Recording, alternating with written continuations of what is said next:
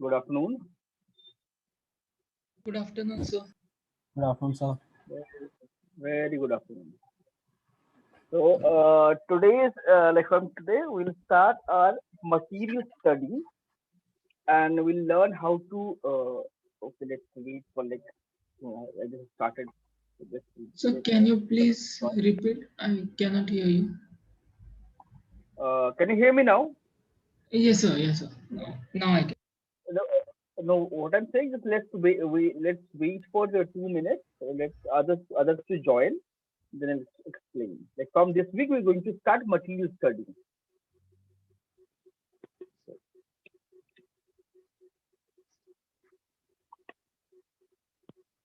By the time I show you some references of what is material study,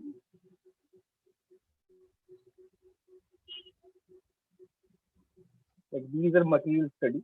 Like we create different kind of materials by painting, by using texture, by using custom brushes, by using some photographs, images, like manipulating multiple variety of types of ways are there. We create all these things, and only requirement is that particular material should look like whatever we are creating. Like it's a like wax, it should look like wax. It's a this is what do you call it? I forgot. Uh, that glue kind of thing. Na? You get from tree, that gum. Uh, some thing. Resin, I'm sir. Resin. Raisin. This is usually we get that amber kind of thing, right? So, tree sap. I think so. It's tree sap. From tree only we get this thing. We have this thing.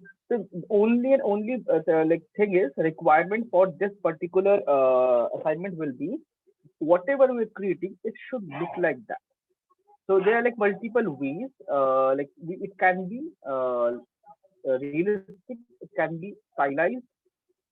Initially, we'll try to create a little bit stylized and simplified object, not very complex object. Then we'll move to complex object, and we start using photograph. Initially, we start with only paint, no textures, no custom brushes, nothing. Then we will create custom brushes and add textures and paint everything. Then we'll start using photograph, photo references, uh, and create all these things, all these properties, like all these materials basically. Like you can see, like each and every material look different, and it should look like that. That's the only and only criteria. Yes, yes, so yeah. I'll upload all these files. I haven't uploaded this. I'll upload all this.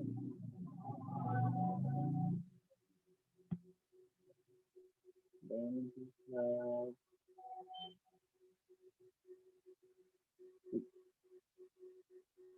how we paint from a single flat circle to a glossy reflective golden color ball. So entire process, I'll upload all these things, and then we have the material like chrome. This is a solid glass, gold. This is a jelly, like translucent soft. Then you have rubber. So the same thing in sphere, same thing in square cube. So usually, I'll explain you few things like we for painting a material.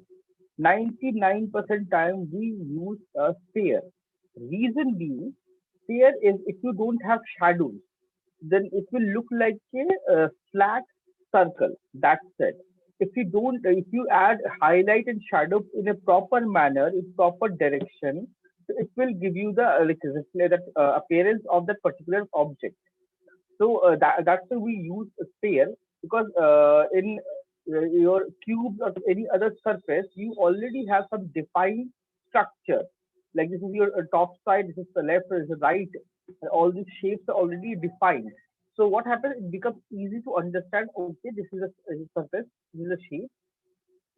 So we always use a sphere so that we can paint the entire thing, create everything in that, and and make sure that particular material should look like that material. That's the only criteria. But this is what going to help you while you going to paint textures, like paint textures for your 3D models and manually creating anything. That time it will help you out a lot. And there are like few more. I'll show you couple of references. These are with the help of texture. These are painted.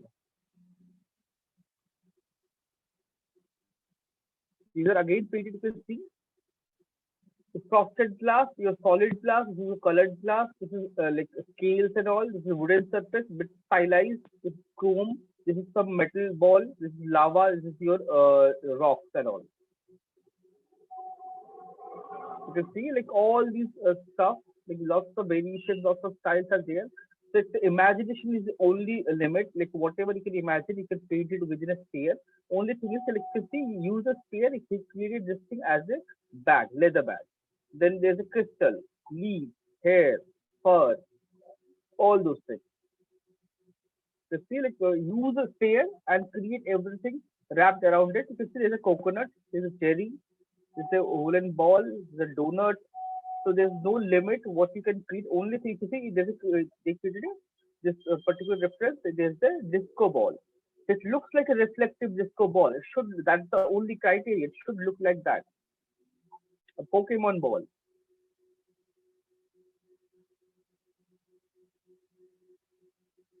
Moon, smoke, strawberry. This is hair and fur. Reflective. It's like a splash. Okay. This is some other thing.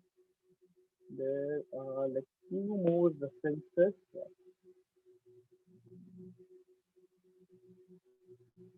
I'll upload all these references in Moodle so that you don't get confused. Like I said, this is a transparent sphere. This is a solid glass sphere. It's a glass sphere which is transparent hollow, and this one is solid. So there is a difference. You can see transparent. This looks quite light, and this looks quite heavy and solid.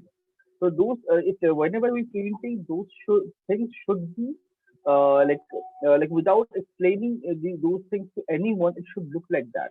That's the only criteria. And you can see they have this particular reference. They have used the same lighting condition for everything. Highlight, high reflective highlight, then secondary bound, and then reflective caustic.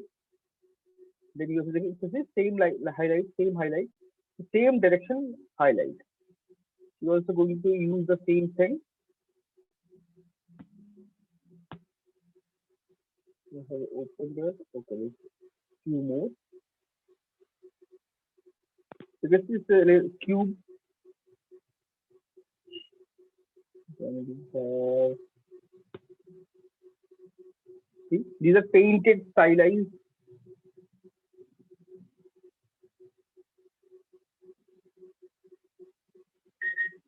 Like this is crystal, painted, stylized. So there's no limit to it. Like we can collect. If you understand the property of the material, no matter what kind of surface or structure or shape you have, you can create it very easily. Basically, like what happens if you use this paint material, it opens up your mind and give you this develop this understanding. No matter what kind of surface you have and whatever you want to paint or create, you can do it very easily because you can see it's a pyramid, and this particular thing converted into a beer mug. This is a chocolate wax. This is some ice. So it's a cube. You can see like we have a pudding or cake, I guess. Cake, I guess. And this is flesh. This is metal, wood. This is, I guess, wax. Cloud. It doesn't like look like exactly without this lightning. It doesn't look like a cloud, though. This is smoke, grass. This thing is like very bad. Not very nice. So we can create all these structures. There's lots of references and something like this we can create with the help of a pattern and texture very easily, and manually also we can paint. So let's start with something and I'll explain the basics how to I have this. I'll show you. I have already a PSD. I'll show you. Like this is a flat sphere. Then we have a glossy sphere. Then we have a reflective metal sphere like steel or chrome. And lighting, how lighting works. If you have the same exact thing and top of it you want to add color, how to add color to it. Those things plus there's one more thing. So this is all wait, okay. This was a reference. We modified it and made it more realistic. This is bit less realistic, but it's more realistic. How to make it reflective? Then this is you can see rock with moss and all. This is with the help of photo texture and your basic painting skills and how to change and control the lighting. Because like when you are using a photo, 90% times you'll get a photo with some lighting condition. So maybe it doesn't fit to your scene. So that time you have to modify the lighting condition. That is something also we can do very easily in Photoshop. Then some painted orange. So if you see here, wooden texture, solid, and then you have fire. You can create like whatever you want. You can create. So let's start with basic thing. Where of everything. Okay, keep this. That will be nice. I'll show you everything from scratch.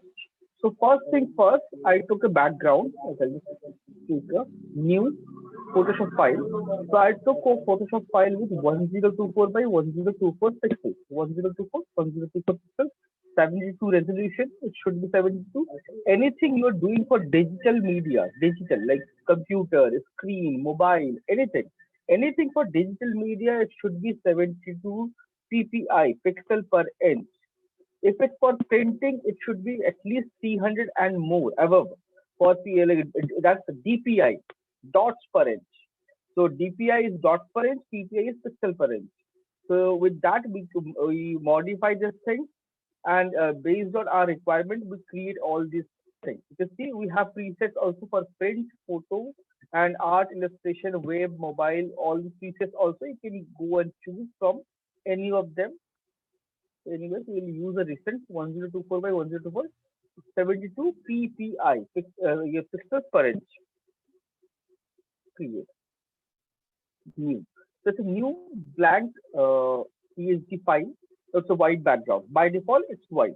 So to create any material, what we prefer to use a flat gray background, 50% gray background, so that there's no like it is a like in between color. Like 50% gray is not exactly light tone or dark tone, but you can easily identify you are doing proper shading or not. You can judge like okay, my black is too black, my white is too white, my shadows are way too strong or highlight is way too strong. You can identify those things very easily. So that's why you prefer to use gray background. So gray background, either you can click on this and fill the color with 128, 128, 128, or brightness is 50. So 50% brightness is your 50% gray. RGB value is 128, 128, 128. Everything is like 50% gray. Pick this, alt, delete, fill it. I'll just use the next keyboard shortcut. This is my background base layer. And I am going to create everything on the top of this. So I'll create a blank layer, or I can pick a solid, this elliptical, this thing, shape, not path, shape. Press shift and drag and drop it. It's a shape, so it's by default it's gray in color, solid gray color. If you double click, you can change the color, whatever you want, you can change that color. So let bead 50% like full gray. So you cannot really like identify like any difference. There's no difference. You can see there's no difference. So we're going to use 50% gray and understand how light works. So for lighting, we usually use like traditionally we use 3-point lighting.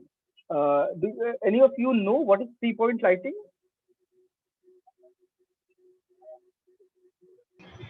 Uh, like making use of the three light sources, like at a like triangle formation or something. Or three different axes, maybe. XYZ. What? Sorry, come again. Three different axes. XYZ. Or No, something no, like that. no, actually, no. The 3-point lighting basically, 3 point you have three lights basically. Like literal meaning, 3 points means three lights. 3-point lights you have, and all three lights have a specific uh, function in that particular scene. So first thing is, like you in 3-point lighting, we have one light is key light. That is our main source of light. Light one is main source of light. That's our key light. Then we have a second light, which is our rim light or backlight. We call it backlight or rim light for to make our shape, enhance the shape. If I can show this with an example. There's some photo, nice photo reference. I guess I had nice. Let's see. Here I really can't see a key like this rim light. Okay, like you can see, light is coming from the front, right? And so this is like very difficult. I'll show you a very nice portrait. Portrait. This will be easy to understand.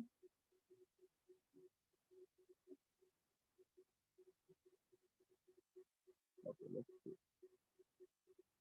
So you have, suppose you have, this is like just a stylized painted.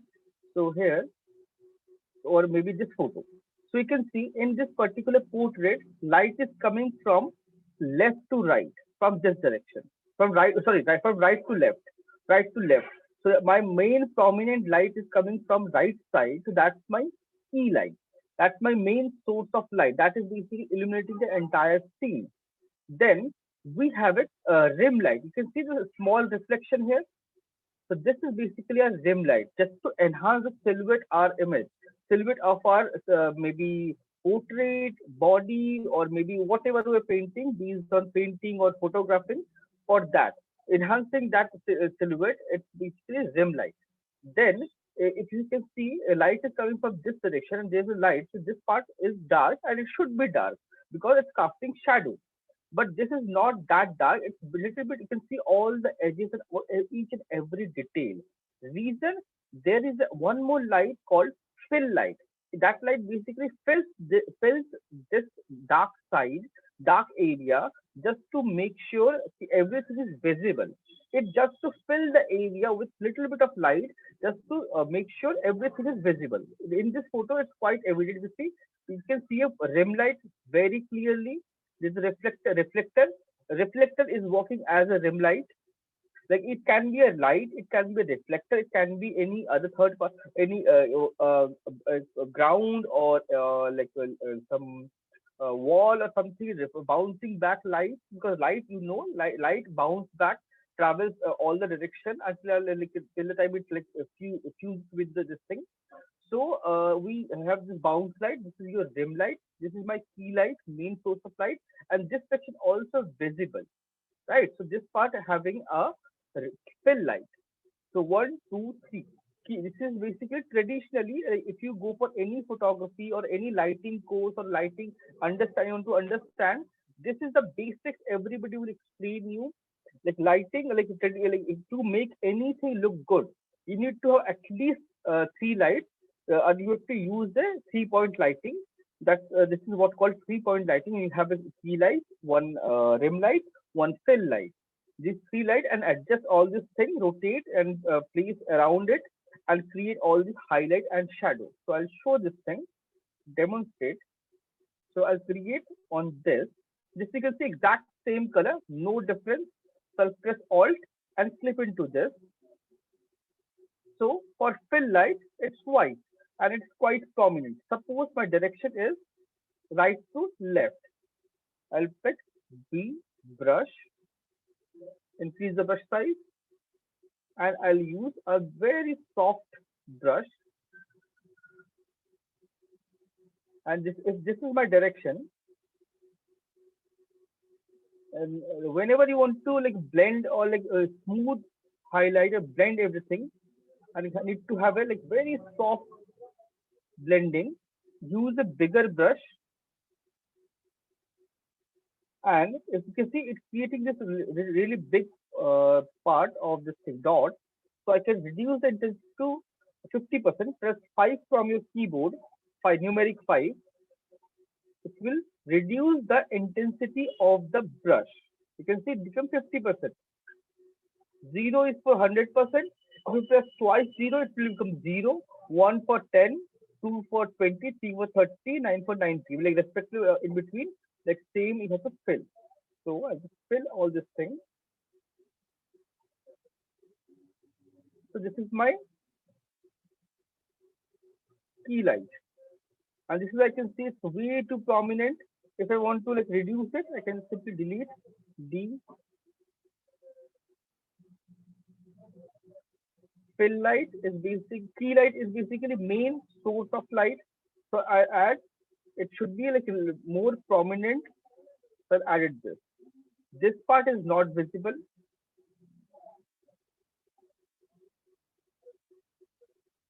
The key light. One more. Now this is my rim light. Rim light or backlight, or maybe your bounce light. So this is empty, clipped into this layer. So rim light is there will be cases where rim light is very prominent and very strong. There will be cases rim light is very smooth and soft. So that is depending upon your like reference or what effect you want. Like show you this reference. This particular reference you can see I have a key light from left to right, then from right to left I have a fill light, and from backlight is really strong, very strong backlight just to enhance my silhouette. So it's like the what kind of lighting you want, and like to create drama interest in your scene, we can increase switch between like fill light will be less intensity, key light will have the most of the intensity, or like to show, like make everything visible, prominent, and rim light can be very subtle or can be very strong depending upon what kind of effect we're looking for. Like here also you can see silhouette, you can see the sun is acting as a rim light, and there is this reflector this side, and there's a front, there's a light. You can see there's a reflection here. So if you have seen any photography shoot or something, you can very easily make out. Okay, they use a this reflector, they use a light, ring light or flashlight, or they use those like extra those diffuse light to create to make things brighter. So you can see there are lots of references.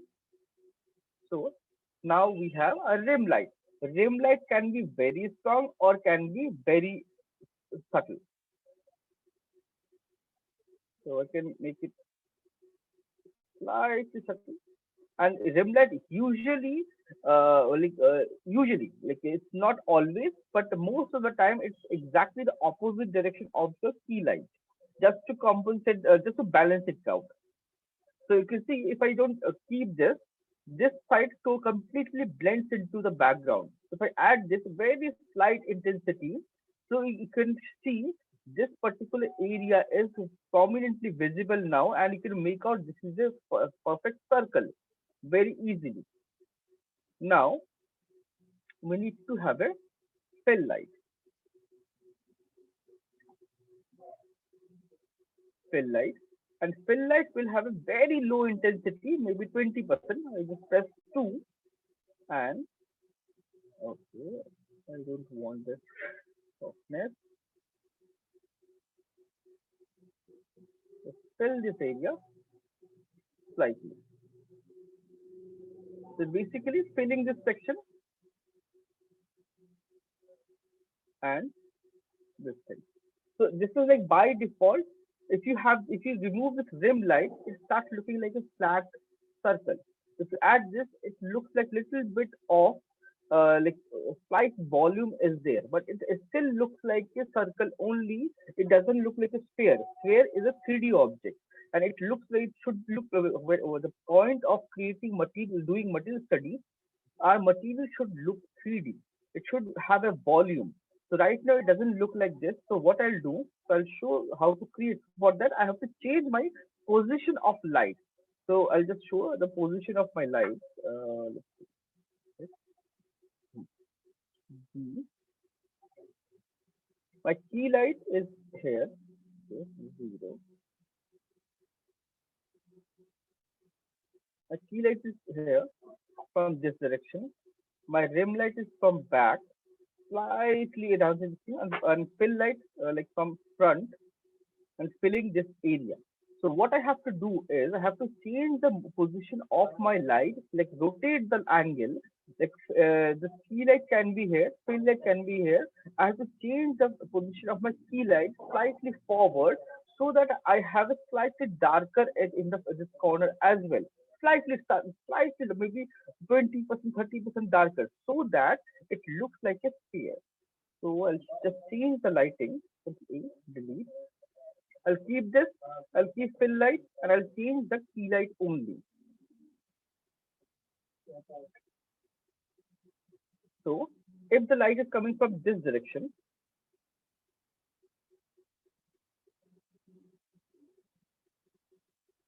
I'm just clicking the brush with very less intensity.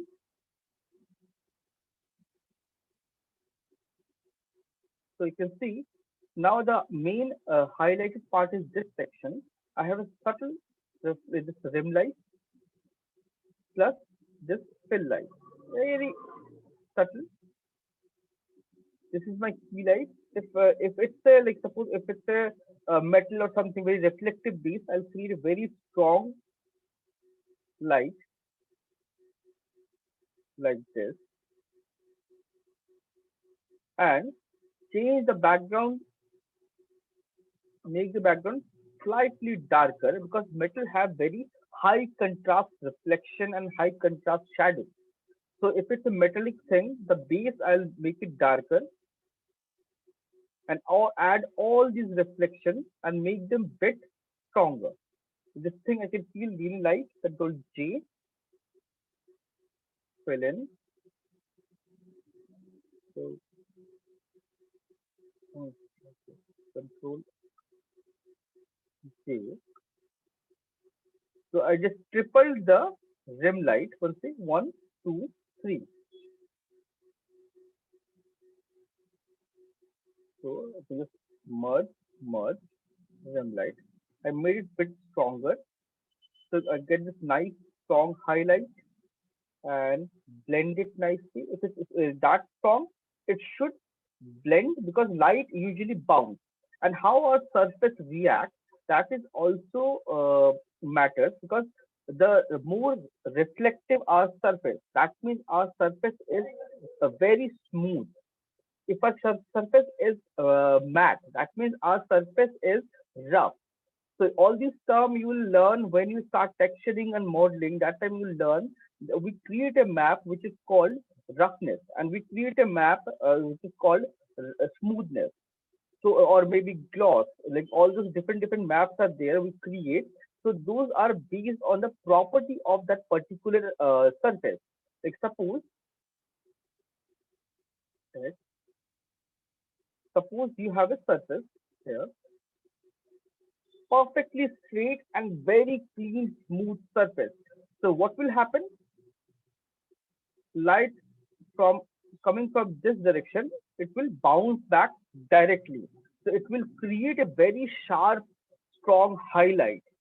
But if the lighting condition, like oh sorry, if the surface is uneven, not smooth, so what will happen? Light will come from one direction and it will bounce in multiple directions. So what will happen? The product, what is the, like what is why are you explaining? So if light is scattered in multiple directions, the reflection will be diffused. It will be the strong reflection, a strong highlight will be diffused, and it will be soft reflection instead of a very strong highlight prominent light. If you go and check some reference, I'll show you in this. steel, you can see under steel surface is steel or chrome, they are very smooth in nature and they are highly reflective because the surface is like by nature we create all these surface, right? Like these are all mechanically created. We have with machine we create all these things. So by default, if you microscopic, if you zoom in and check it in electronic microscope something, you can see the surface of the steel will be like very almost or like almost perfectly straight, maybe subtle variation, very minute variation. But if you go and check to glossy or maybe some matte surface, the matte surface is basically uneven. Uneven. That's why all the light uh, scatter everywhere. That's the basic funda. But there are like multiple things are also play comes into the play, property of that particular material. Like maybe you have glass, or maybe you have a frosted glass. Like no matter what, it's a frosted glass. So you have like a nice reflection, but it's really diffuse. The only thing will happen, it will be diffuse. Or you can have water or glass or maybe steel or gold or copper. So every like copper have its own reflectivity, reflective index. Glass have its own reflective index. Everything have a different reflective index. So based on that, we create all the things. All the elements have their own properties as well. So basic idea is we have to study all the material and create this. So in future, when we start creating like we start creating any of the material, we can do it very easily. And based on this understanding, if the surface is rough, less rough, it will be less shiny and the reflectivity will be less, so it will be more white and the reflection will be spread out and it will be wide. If it's surface is really smooth and less rough, it will be really shiny and will have very strong highlight. So this thing will do while this thing will is very important to understand, because when we start creating 3D models and textures, based on this principle, we have to create roughness map. So this is something you need to understand very nicely. So okay, like suppose now we added all these things, rim light, fill light, and all these basic light, and everything to clip into this. So suppose I want to add some color. I can directly fill into key light, but if I want to do it separately, I can do it separately as well. Let's do something bit yellowish. Let's see. So suppose I want to have some my fill light is yellow in nature. Oh, sorry, brush change, soft brush.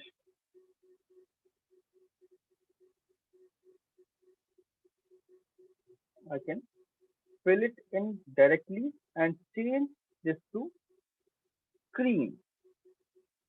So it will retain the highlight and add this color.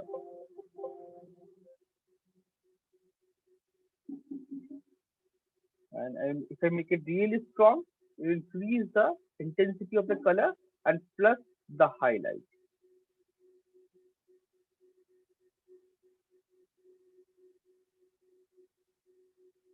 You can add colors like this and make things really nice. So let's delete this and let's create something nice. So dim light, full white. I want to blend it. Suppose I want to make it a bit stronger, I can do that as well. And suppose this highlight actually is way too stronger, so I can reduce the opacity like this. Also I can do reduce the opacity. Rim light is very strong, reduce the opacity, make it soft. So how will we create? We'll add this lighting first, then we'll add all the details. Like suppose I have added the basic detail, my basic sphere is ready. So now what I can do is, now I can just simply add a reflection, very strong reflection.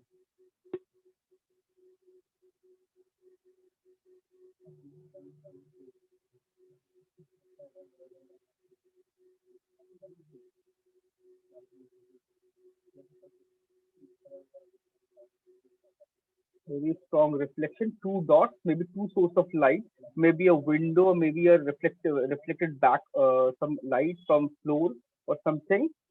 Then this is like if this are like a solid reflection, so under key light, I need to make sure it blends very nicely. Sorry, control 5.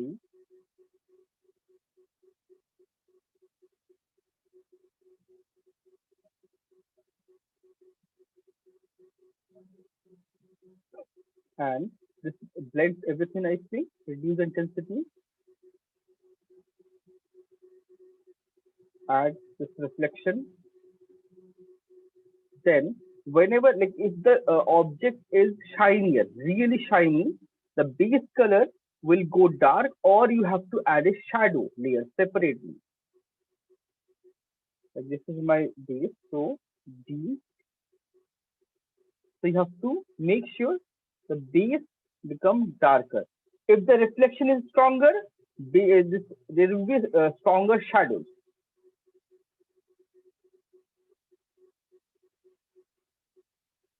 Shadow will get stronger.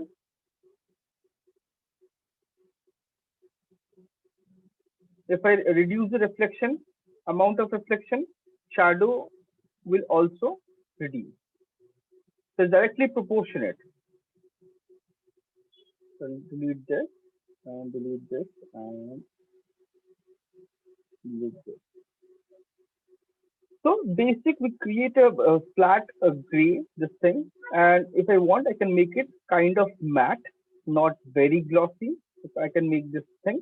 But the way we create our material study, we create a sphere, add all these basic three lights, then just to make it look nice, what we do, we create a shadow, because without shadow, it looks like it's floating in the air. So you need to create a shadow. So the easiest way to create shadow is either you can take a layer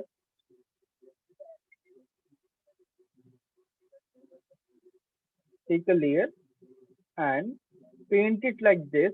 But if you paint it like this, it will be very uneven and will be very clean, because it's sphere, it will create a spherical shadow, right? So it will be a bit difficult, tricky. It's not like you cannot do it. Definitely you can do it, but it will be a bit tricky.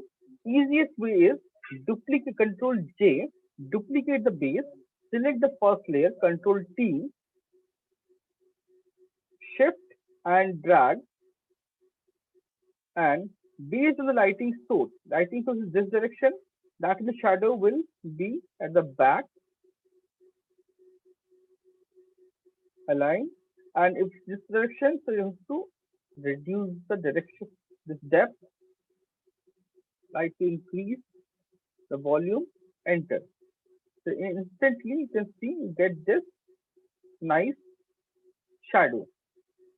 And to make this shadow look even realistic and nice, you have to add one more layer, empty layer, flip into this, because if it's a reflective base, because every surface reflects back the color, whatever color they are and whatever light they are receiving, they bounce it back.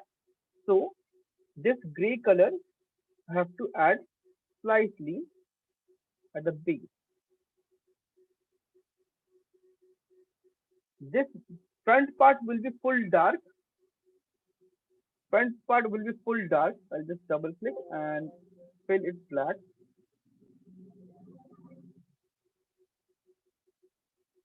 Black, and this area we make it slightly smooth. And if I want to blend this surface, I can do that as well.